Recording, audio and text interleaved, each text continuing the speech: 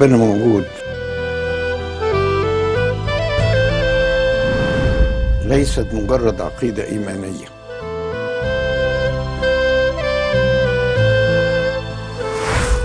وإنما هي الشعور بتدخل الله في حياتنا.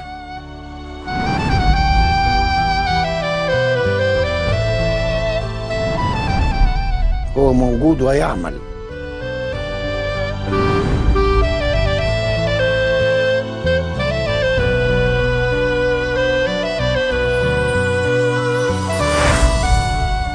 يعمل من أجل خير الناس.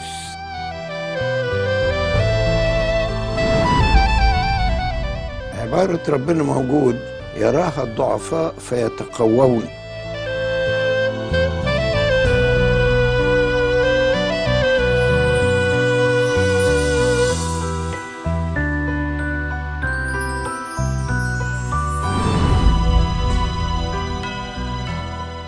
ويشعرون بأن هناك قوة إلهية تحيط بهم وتساعدهم. ويراها العنفاء فيخافون ويرتعشون، يشعرون أن الله يراقبهم ويحاسبهم ويؤدبهم. عبارة ربنا موجود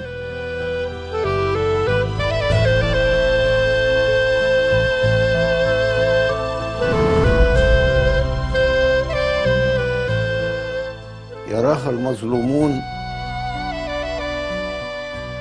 فيشعرون أن الله الموجود سيرفع الظلم عنهم.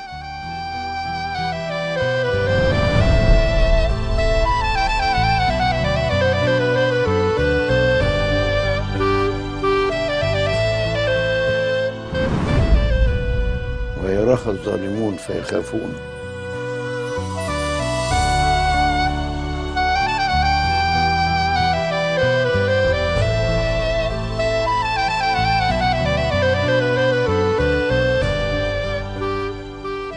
فهي مفيدة من كل النواحي.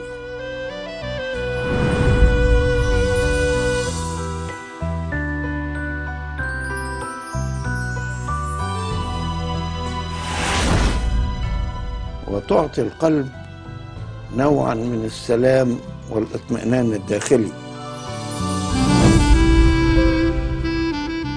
إني أنا لست وحدي.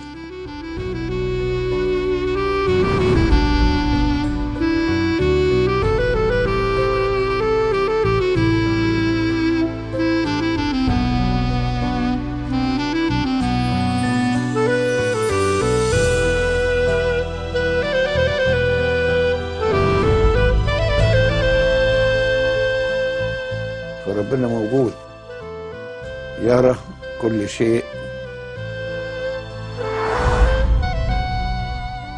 ويسمع ويسجل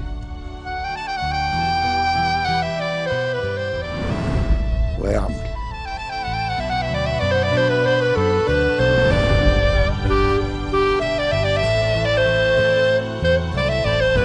ربنا موجود.